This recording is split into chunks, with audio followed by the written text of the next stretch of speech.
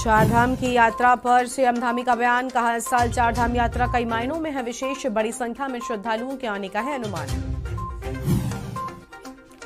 कांग्रेस के नवनियुक्त प्रदेश अध्यक्ष करण महाराज करेंगे पदभार ग्रहण, राजीव भवन में होगा पदभार ग्रहण कार्यक्रम।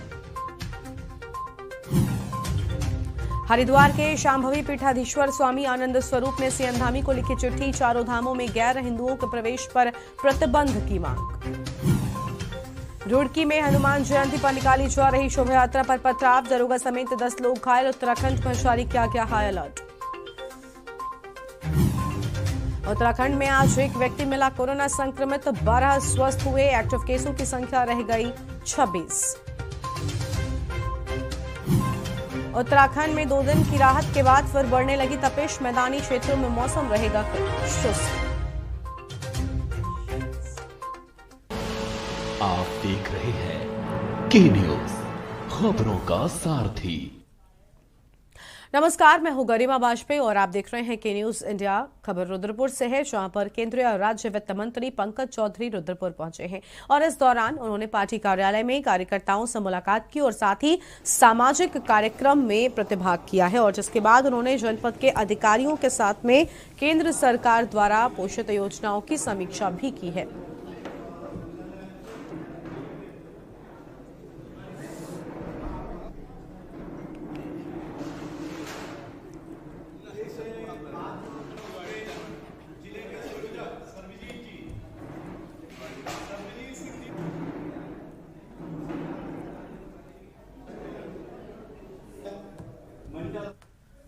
और अगली खबर उत्तरकाशी से है, जहां पर जनपद के सीमांत ब्लॉक मोरी के जखोल में आयोजित विशु मेले के मुख्यमंत्री आने के बाद दूसरे दिन पर्यटन मंत्री सतपाल महाराज का स्थानीय जनता ने भव्य स्वागत किया है।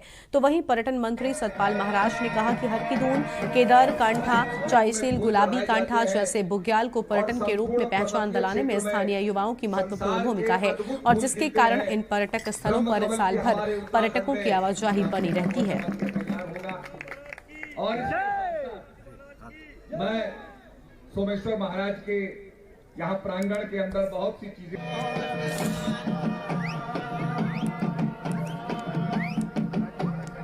पर यहाँ हम लोग आए हुए हैं और सोमेश्वर महादेव से यही प्रार्थना करते हैं कि हमारा देश और उत्तराखंड आगे बढ़े।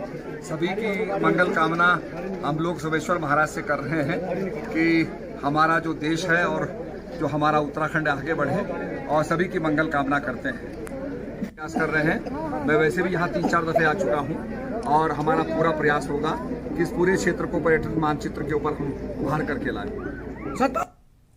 मेरे साथ अभी जखुल में मैं हूँ, के न्यूज इंडिया जखुल में पहुंची है। कुछ ही क्षणों में जो तय समय किया गया सतपाल महाराज जी का 12:30 बजे का उनका आने का प्रोग्राम है। मेरे साथ यहाँ के स्थानीय लोग हैं, माताएं हैं, बहनें हैं। मैं इन्हीं लोगों से जानना चाहूँगा कि आपने कल मुख्यमंत्री का जो पुष्कर धामी है उनका भव्य स्वागत किया है। आज कुछ ही देर में सतपाल महाराज आ रहे हैं। आप उनके स्वागत के लिए मैं देख रहा हूँ कि मैं अपने दर्शकों को ये दिखाना चाहूँगा कि आप पीछे तस्वीरों में देखना चाहेंगे कि लोग जो कितना उत्साहित हैं। मैं अपने कैमरामैन से ये दिखाने की कोशिश करूंगा कि जो पीछे जो हमारा जो जन सैलाब है उनको दिखाने की कोशिश करें। क्या नाम है आपका? आप आज सतपाल महाराज आ रहे हैं, आप बिल्कुल अपनी वेशभूषा में आ रखे हैं, और किस तरह आप उनका स्वागत करेंगे? हमें बहुत अच्छा लगा कि हमारे यहाँ सतपाल महाराज जी आ रहे हैं। हम तहे दिल से उनका स्वागत करेंगे और हम सब लोग आ रखे हैं यहाँ स्वागत के लिए। हमें बहुत अच्छा लगा जी। बिल्कुल स्वागत के लिए ग्रामीण लोग खड़े हैं, पूरे क्षेत्र के लोग, जो मोरी क्षेत्र की बात है, सब लोग खड़े हैं मेरे साथ। जी सर, क्या नाम आपका? प्रदीप कुमार सर, मैं ये आपके कुकरेड़ा से, ग्राम कुकरेड़ा से हूँ। हम लोग महाराज जी के शिष्य भी हैं, और महाराज जी का जो वास्तव में जो यहाँ पदार्पण हो रहा है, भाई मुख्यमंत्री का कल बड़ा स्वागत किया इन लोगों ने, लेकिन आज मुझे सब महाराज जी के जो शिष्य भी हैं सब आ रखे हैं, और क्षेत्र के लोग इस मेले के उस उपलक्ष्य में महाराज जी को बहुत अच्छा मानते हैं यहाँ के लोग। और सर यहीं के लोग नहीं, पूरे विश्व के लोग महाराज जी को जो है ना भगवान मानते हैं, और हम तो सर महाराज जी को भगवान के नाम से पूछते हैं। बिल्कुल, कहीं ना कहीं इन लोगों का साफ तौर पे ये कहना है कि जो सतपाल महाराज हैं, बिल्कुल कहीं ना कहीं उनका भगवान का रूप है। उनके भाई की बात करें या उनके परिवार की बात करें कि कहीं ना कहीं जो हमारा जो मोरी क्षेत्र है उनके लिए ये बिल्कुल मंगला माता की तरफ से बिल्कुल उनका जो है पूरा जो है इधर उनका जो कोविड काल भी रहा, 2 सालों में कोविड काल का भी वो रहा।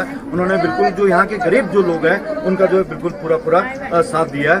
के न्यूज इंडिया, जखोल, उत्तरकाशी। और हाल ही में नेता प्रतिपक्ष यशपाल आर्या के बेटे और नैनीताल के पूर्व विधायक संजीव आर्या पर अम्बेडकर जयंती के कार्यक्रम के दौरान अज्ञात ने हमला कर दिया था और जिसके बाद लगातार पूर्व मुख्यमंत्री हरीश रावत से लेकर उत्तराखंड प्रभारी देवेंद्र यादव तक सबने भाजपा सरकार पर हमला किया और कानून व्यवस्था पर सवाल खड़े किए थे। तो वहीं कांग्रेस लगातार इस मामले की निष्पक्ष जांच करने की मांग कर रही है।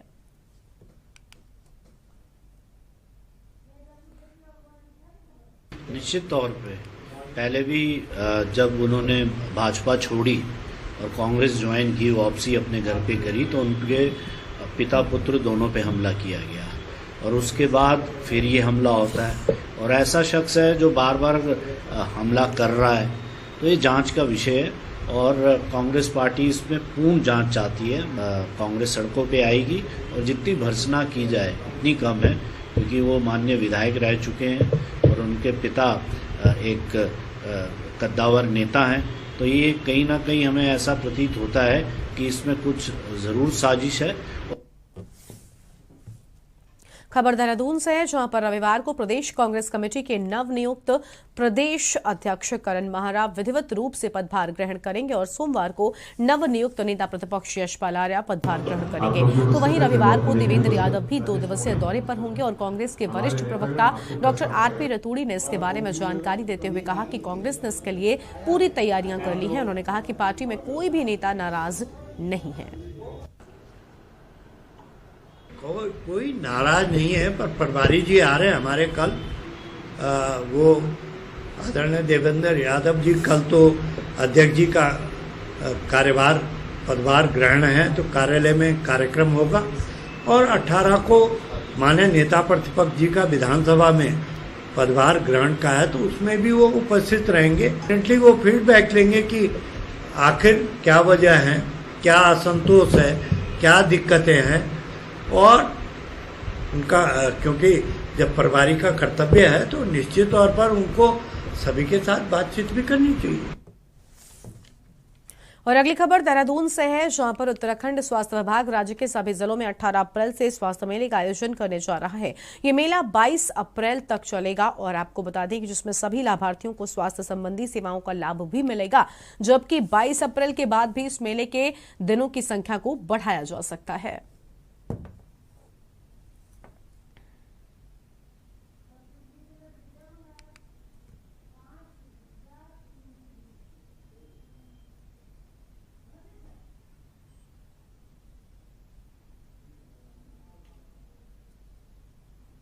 जब हम फिर यहाँ पे बैठेंगे तो आप ये कहेंगे कि साहब काफी व्यवस्थाएं सुधर चुकी हैं, आप लोगों के भी सुझाव ले जाएंगे।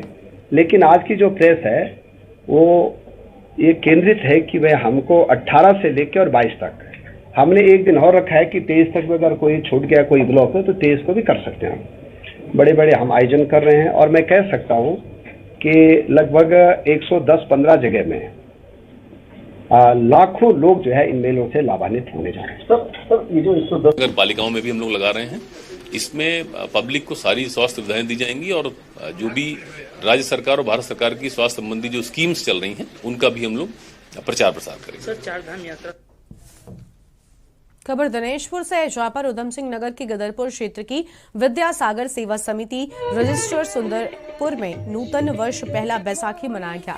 आपको बता दूं कि गदरपुर क्षेत्र बंगाली बाउल क्षेत्र है और लगभग 4 लाख बंगाली समुदाय के लोग रहते हैं। अतिथियों का कहना है कि हम लोग अपना सभ्यता और कल्चर को भूल रहे हैं। ये कहना मुख्य अतिथि उड़ीसा से आई शिप्रा जी का, कभी भी अपनी सभ्यता को नहीं भूलना चाहिए। आज के नववर्षेर যে দিন বাংলা নববর্ষ দেখি এবং সুব্রত তালুকদার জি আপনাদের ना करते उनको शायद हिस्ट्री नहीं पता।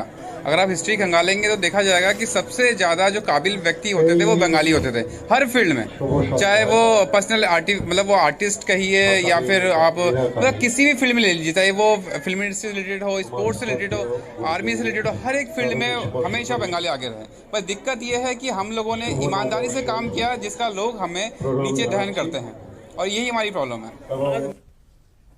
खबर लक्सर से है, जहां पर श्री हनुमान जन्मोत्सव के मौके पर आरएसएस, विश्व हिंदू परिषद और बजरंग दल के कार्यकर्ताओं ने लक्सर और आसपास के गांवों में शोभा यात्रा निकाली है। शोभा यात्रा की अगुवाई कर रहे हिंदू जागरण मंच के अजय वर्मा और विहिप के वरिष्ठ नेता सूर्यकांत बजरंगी ने कहा कि हनुमान जी ऐसे देवता हैं, हनुमान जी का इस कलयुग में सबसे ज्यादा प्रभाव है। कलिकाल में हनुमान जी की भक्ति ही लोगों का जीवन उद्धार कर सकती है।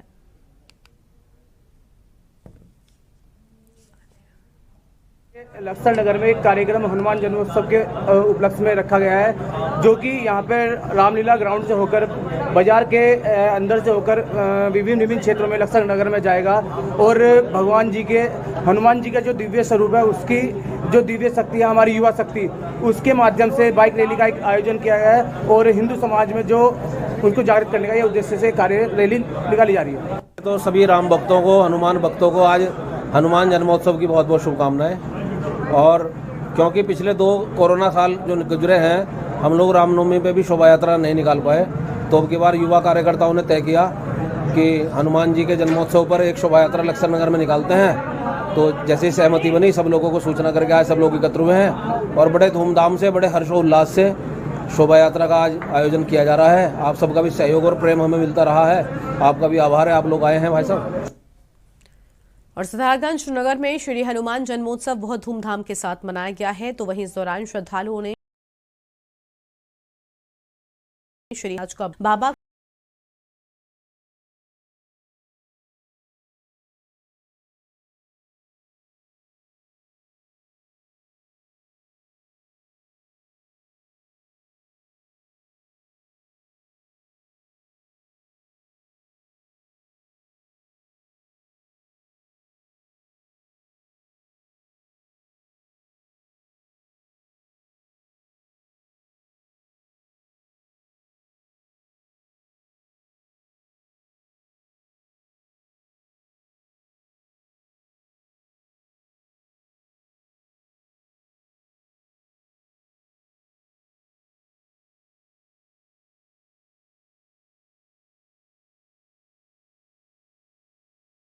मानते हुए भक्तिभाव से सरोवर ते हुआ का गुणगान किया, तो चढ़ाया गया का भक्तिभाव।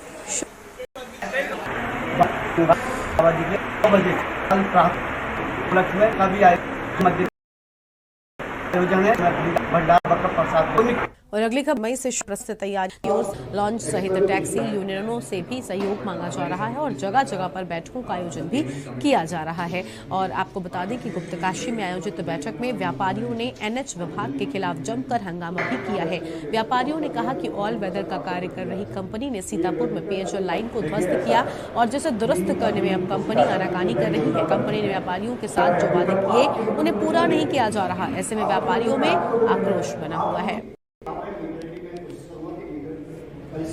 हम ये भी कोशिश करेंगे कम से कम उसका यूटिलाइजेशन एक्स्ट्रा। यात्रा 2022 के दृष्टिगत हम लोगों ने होटल एसोसिएशंस और जो यहाँ के लोकल व्यापारी हैं उनका जो संगठन है और जो हमारे टैक्सी यूनियन है उनकी एक बैठक कि उनकी जो इश्यूज़ हैं और किस प्रकार से इस यात्रा को सफल संचालित करने के लिए कोऑपरेट किया जाना है एक दूसरे को, इसके संबंध में हम लोग एक बैठक यहाँ पे रखे हैं और उसमें जो उनके इश्यूज़ हैं वो सबको हम लोग निस्तारित करने के लिए कार्रवाई करेंगे और उनसे जो हमारी अपेक्षाएं हैं कि वो किस तरीके से संचालन करें और ताकि यात्रियों को शिकायतें ना आए।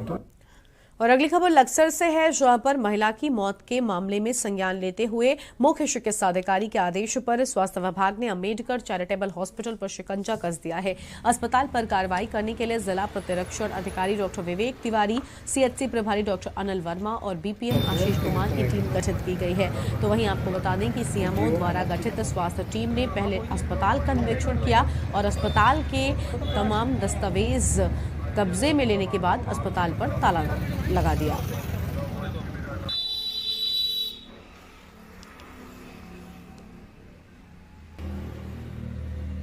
मृतका थी, इसके बारे में हम लोग सीएम साहब के निर्देशानुसार कि जाकर के पूरी जांच का आख्या दीजिए और बताइए वहाँ क्या क्या हुआ है। मैं पहले भी गया था, अस्पताल बंद पाया गया था, लेकिन पुनः हम लोग दोबारा आज फिर एक टीम के माध्यम से हम लोग गए। वहाँ संचालक था, खुला हुआ हॉस्पिटल पाया गया, मेडिकल स्टोर अंदर था, कोई नहीं पाया गया और वहाँ पर सारी अव्यवस्थाएँ थी, डॉक्टर कोई नहीं पाया गया वहाँ पर। तो अभी सीएम साहब के वार्ता के अनुसार हम लोगों ने उसको बंद कर दिया है और अभी कॉपी सीएम साहब को, डीएम सर को कर रहे हैं। दस्तावेज कब्जे में ले लिए? हाँ, दस्तावेज कब्जे में ले लिए। इसकी एक शिकायत आई थी कि कोई एक गर्भवती महिला यहाँ इलाज के लिए आई, उसकी मृत्यु हो गई, तो उसके लिए सीएमओ साहब के निर्देशानुसार हम लोग जांच के लिए गए थे। मैं, डॉक्टर अनिल वर्मा सर और आशीष जी हमारे बीपीएम जो हैं लक्सर के। तो वहाँ पे जाने पे हमने देखा कि एक तो सिर्फ उनका एक संचालक वहाँ पाया गया, कोई डॉक्टर नहीं था वहाँ पे, कोई वार्ड बॉय नहीं, कोई फार्मासिस्ट नहीं, और जो अस्पताल की जो स्थिति थी वो भी जो है मानकों के अनुरूप नहीं है। तो अभी तो फिलहाल हमने अस्पताल को बंद कर दिया है और अब हम आज उसकी रिपोर्ट डीएम सर को देंगे, तो जैसे उनके आदेश होंगे उस पर कार्रवाई की जाएगी। राजधानी देहरादून में 2 दिन पहले राजपुर रोड पर एक गेस्ट हाउस में बरामद हुए महिला के 2 महीने से ज्यादा पुराने शव की पहचान करने के बाद पुलिस ने इस संदिग्ध मर्डर का खुलासा किया है। पुलिस ने इस मर्डर का जिम्मेदार महिला के प्रेमी को बताया है, जो डर के चलते आत्महत्या कर चुका है।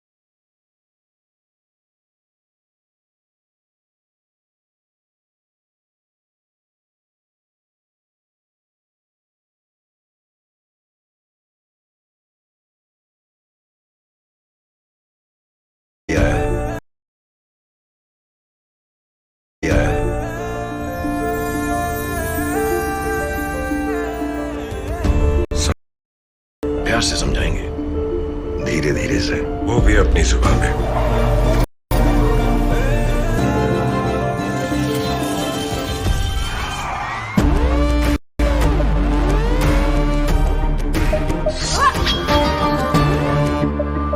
ये तो अपनी जुबान है। जुबान एक हो तो दिल भी एक होने चाहिए। विमल, बोलो जुबान की। सोचिए मत, मेरी और पूरे हिंदुस्तान की तरह आप भी समर कूलर और होम अप्लायंसेस लीजिए और बेफिक्र हो जाएगी। आप देख रहे हैं के न्यूज, खबरों का सारथी। ब्रेक के बाद आप सभी का स्वागत है। प्राकृतिक संसाधनों से भरपूर उत्तराखंड हिमालय की गोद में बसा है। गंगा जैसी पवित्र नदियों का उद्गम स्थल भी उत्तराखंड ही है, जहां से गंगा सहित कई छोटी बड़ी नदियां उत्तराखंड की वादियों का सफर करते हुए आसपास के राज्यों समेत देश भर के कई राज्यों में साफ और स्वच्छ जल पहुंचाती हैं। उत्तराखंड एक तरफ दूसरे राज्यों के लिए पानी पहुंचाने का काम करता है, तो वहीं दूसरी ओर कई राज्यों के लिए बिजली सप्लाई भी करता है। लेकिन दूसरे राज्यों को बिजली और पानी मुहैया कराने वाले उत्तराखंड की जनता ही बिजली और पानी के संकट से जूझ रही है। गर्मी की तपिश में बिजली की कटौती से हांफता उत्तराखंड पानी की किल्लत से भी बेहाल नजर आ रहा है। इसी को लेकर ये रिपोर्ट देखिए।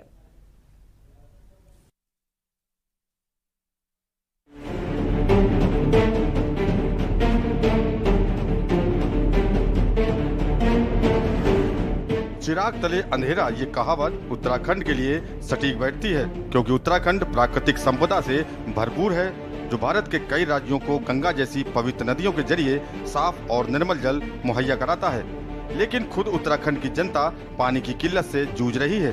पानी की किल्लत का अंदाजा इस बात से लगाया जा सकता है कि सरोवर नगरी कहे जाने वाले नैनीताल में पानी की किल्लत हो रही है, तो बाकी जिलों का क्या हाल होगा। ताजा मामला नैनीताल के आयरपाटा क्षेत्र से आया है, जहां बीते 3-4 दिन से पानी की किल्लत के चलते लोग परेशान हैं। क्षेत्रवासियों की परेशानी को देखते हुए वार्ड के पार्षद जल संस्थान के गेट पर धरने पर बैठ गए हैं। सबसे पर हमारी नैनीताल शहर में समस्या यह है कि इनके द्वारा कहा जाता है कि रोस्टर लगा है पानी देने के लिए और रोस्टर में 2-2 घंटे का है। हम तो कह रहे हैं पहले वो रोस्टर हमें दिखाया जाए कि हमें पता तो चले हमारे क्षेत्र में कितने बजे से कितने बजे पानी आएगा। जब मर्जी आते हैं तब पानी देते हैं, कभी 1 घंटा दे रहे हैं, कभी घंटा आधा घंटा पानी दे रहे हैं, कोई ना टाइम है ना पीरियड है। और साथ ही साथ मैं ये कहूँगा नैनीताल के जितने भी बड़े होटल हैं क्या उनका 2 घंटे में पूरा पड़ जाता है इतना पानी? जब हमारा एक छोटी सी फैमिली 2 घंटे में नहीं कर पा रही है तो कितना बड़े होटल और बड़े स्कूलों में जहाँ स्विमिंग पूल बने हैं, जहाँ गार्डन है, खेल के मैदान है, उनको भिगोए रहने के लिए इनके पास पानी है। ये दुर्भाग्य है और कि लगातार जनता को, हमारे वहाँ की क्षेत्र की जनता को परेशान किया जा रहा है। जल संसाधन या राज्य के जो संसाधन है उनका राज्य अलग होने के बाद जो बंटवारा होना चाहिए था वो ढंग से नहीं हुआ। अभी उसका मैक्सिमम हिस्सा जो है यूपी को जाता है और यूपी उससे लाभ उठाकर अपने यहाँ काफ़ी उसका जो है विकास के कामों में उपयोग कर रहा है। हमारे यहाँ तो बिजली आप देख लीजिए, बिजली की खपत देख लीजिए, उसमें कोई मैच नहीं है कि हम इतनी बिजली बनाते हैं और इतना हमारा कंजम्पशन है। रेट बिजली के भाजपा सरकार में 3 बार बढ़े हैं। गर्मी के इस मौसम में जहां एक तरफ पानी की किल्लत से प्रदेश जूझ रहा है तो वहीं बिजली के संकट ने आम जनता के माथे पर टेंशन की लकीरें ला दी हैं। दूसरे राज्यों को बिजली सप्लाई करने वाले उत्तराखंड की जनता को ही पर्याप्त मात्रा में बिजली नहीं दे पा रहा है और बिजली का ये संकट जून तक और गहराने वाला है। बताया जा रहा है कि उत्तराखंड में यूजेवीएनएल का विद्युत उत्पादन बढ़ने तक लोगों को बिजली संकट से जूझना होगा। इस संकट से लोगों को 20 जून के बाद ही राहत मिलेगी। तब तक यूजेवीएनएल का बिजली उत्पादन 22 मिलियन यूनिट के करीब हो जाएगा, जो फिलहाल 13.5 MU तक ही है। ऊर्जा निगम को बिजली कटौती करनी पड़ रही है। इसके चलते अभी राज्य की रोज की बिजली की जरूरत की तुलना में 1 से 3 MU तक की कमी रह जा रही है।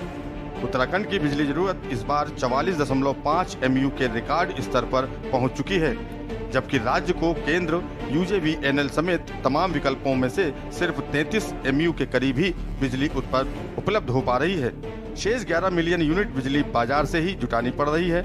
बाजार से बिजली जुटाने में दिक्कतों का सामना करना पड़ रहा है। अधिकतम 12 रुपए प्रति यूनिट के रेट पर बिजली खरीदनी पड़ रही है। ये दिक्कत बाजार में पर्याप्त बिजली उपलब्ध न होने और यूजेवीएनएल का उत्पादन 13.5 MU तक ही पहुंचने के कारण पेश आ रही है। जिस सरकार का जुमलेबाजी से काम चल रहा हो कि जुमले गढ़ लो, धर्म और जाति में बांट लो, सत्ता पालो, वो व्यवस्थाओं की चिंता क्यों करेगा? वो पानी बिजली की चिंता क्यों करेगा? आपने देखा 2017 में कितना रेट था पानी का, कितना रेट था बिजली का। आज 4 गुना पानी का रेट भी हो गया और बिजली का भी आप देखेंगे कि जो 3 रुपये 20 पैसे का टैरिफ था बिजली का, वो 6.5 हो गया। युवा मुख्यमंत्री पुष्कर सिंह धामी जी का आज का बयान तमाम सारे अखबारों में मौजूद है। उन्होंने कहा है कि किसी कीमत पर भी हम ऊर्जा की दिक्कत नहीं होने देंगे इस ऊर्जा प्रदेश को, और हम लगातार अपनी ताकत को बढ़ा रहे हैं, ऊर्जा के स्रोतों को बढ़ा रहे हैं, चाहे वो वैकल्पिक ऊर्जा हो या सोलर ऊर्जा हो या जो हमारी प्रोड्यूस जल से जल विद्युत ऊर्जा हो। हम लगातार उस दिशा में काम कर रहे हैं और मुझे ये कहते हुए मैं गौरवान्वित हूँ कि डबल इंजन की सरकार का दम धीरे धीरे दिखने लगा है। जरा याद कीजिए पहले कितना कट रहता था। यूपीसीएल की उम्मीद बाजार में बिजली का संकट कम होने और यूजेवीएनएल का उत्पादन बढ़ने पर टिकी हुई है। जैसे ही उत्पादन 22 MU तक पहुंचेगा, यूपीसीएल की दिक्कतें कम होने लगेंगी। मौसम में बदलाव से बिजली की मांग में मामूली अंतर आया जरूर है, लेकिन इसके बाद भी बाजार में आसानी से बिजली नहीं मिल पा रही है। रेट कम नहीं हो रहे हैं। ज्यादा महंगी बिजली होने पर भी बिजली की पर्याप्त उपलब्धता नहीं है। अधिकतम 12 रुपए प्रति यूनिट के रेट पर बिजली खरीदनी पड़ रही है। दूसरे राज्यों को पानी और बिजली देने वाला उत्तराखंड अपनी ही जनता को बिजली और पानी के संकट से उबार नहीं पा रहा। हालांकि मुख्यमंत्री धामी विभागों के सचिव और अधिकारियों के साथ समीक्षा बैठक कर रहे हैं, लेकिन इतनी बड़ी मुश्किल से धामी जनता को निकाल पाएंगे या नहीं, ये देखने वाली बात होगी। देहरादून से के न्यूज इंडिया के लिए हिना आजमी की रिपोर्ट।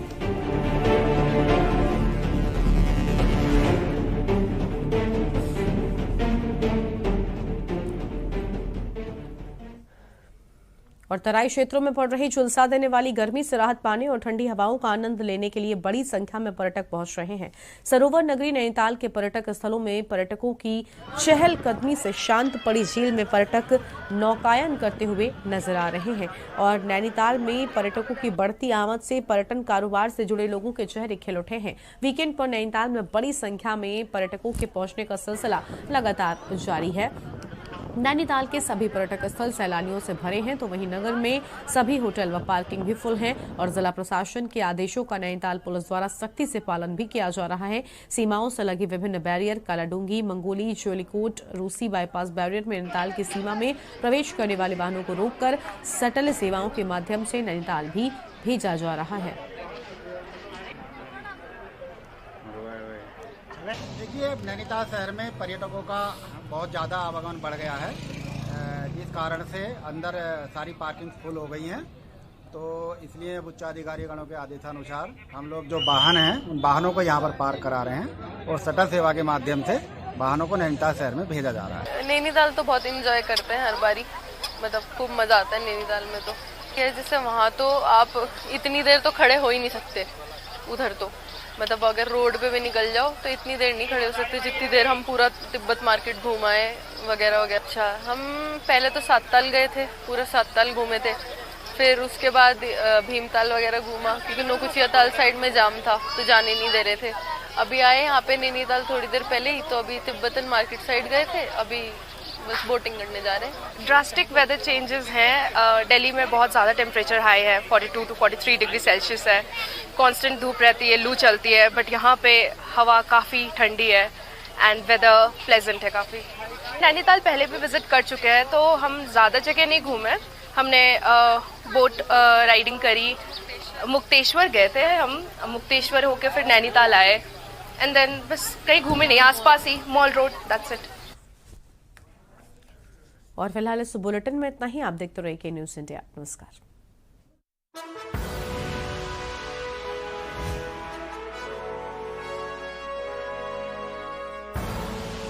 आप देख रहे हैं के-न्यूज़, खबरों का सारथी। खुदी को आजमाया है तो ये अंदाज आया है, खुदी को आजमाया है तो ये अंदाज आया है। तुम में भी मैं हूं, शुद्ध प्लस पान मसाला।